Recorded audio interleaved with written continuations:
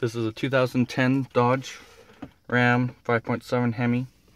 These are the actuators. So when you're starting your vehicle, you'll hear the tick, tick, tick, tick, tick, tick, tick. And so inside the spindles, and then they're broken and they're not catching. So you can open them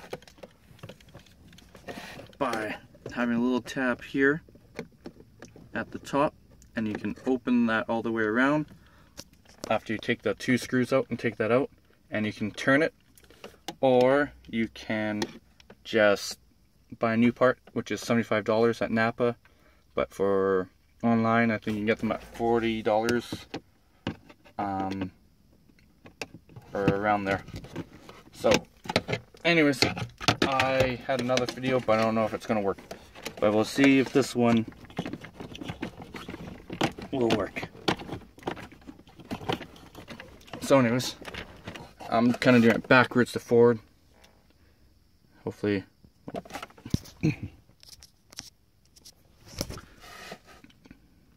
So then there's these electrical connections, which has a little push to take them out. So you just, push that in.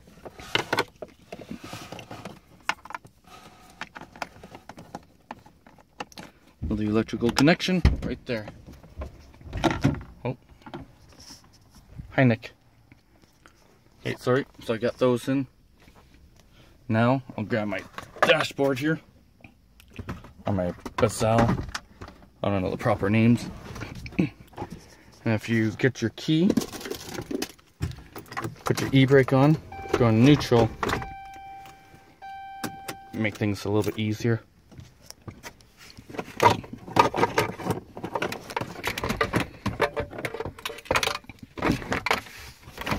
So this one is the orange one. There's little tabs here that you push.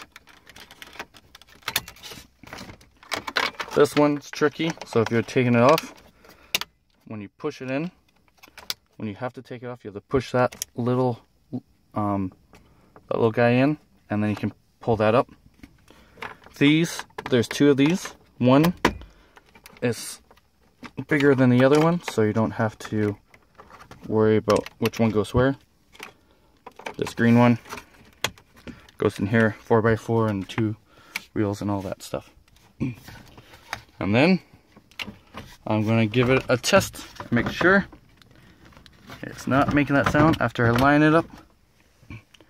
And I'll show you where the screws are. There's 2 screws up here, which are Torx. One's here, and there's 2 at the bottom. But I'll show you that when I put the dash, all the trim and stuff back. Start it up. I don't have any clicking sounds. Just making sure the controls are going where they say they are. I'm just giving it a test. But this is the one, for me, the blender door actuator that was really clicking to try and get going. I took it off, I put a new one on, but the old one had a broken spindle. I'll find the part and I'll open it and show you. So to put this back on, just gotta put it back up, bang it in, make sure it's lined up. And then I have 2 screws up here that I'm going to put in, but I'm going to give my trim a quick wash inside. Okay, I'm back. I just washed my trim. This, you just put down. I'll get my screws there, but if you lift up the compartment, then you can take it out with it being a lot easier. But you also should put it in neutral because it saves you a lot more hassle.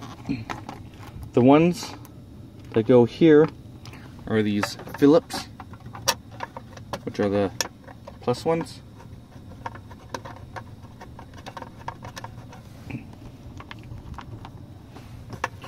So I got 2 Phillips there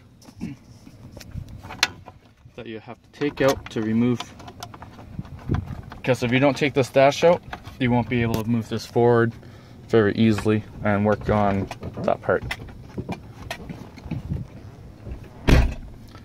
And then there's a Torx that goes through here, right above the 115 AC.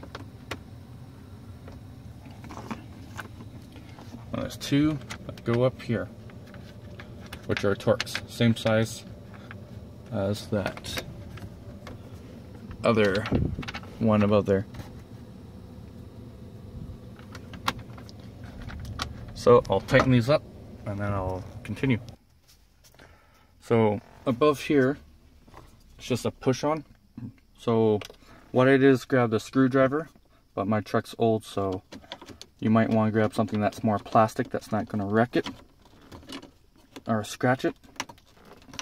Oh, let's just take the top here. And that just snaps on, pops on. But I just put a screwdriver on the side and I popped it out.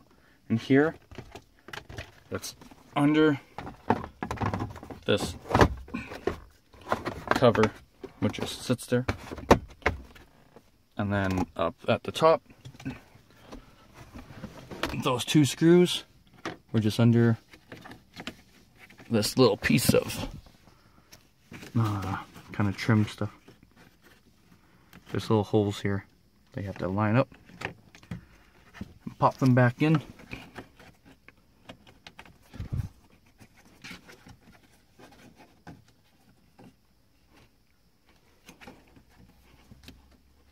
And then this trim is also just a pop on, pop off. It just goes around here, pops on as well. What I did is grab the screwdriver and I just popped up on one edge and went around. But be careful because it's flimsy, you don't want to break it. And then start the truck up and see if it starts clicking.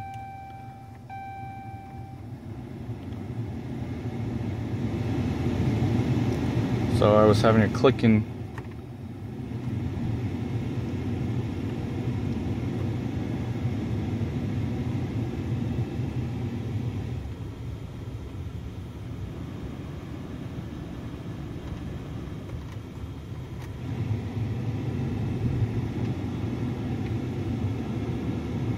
There we go.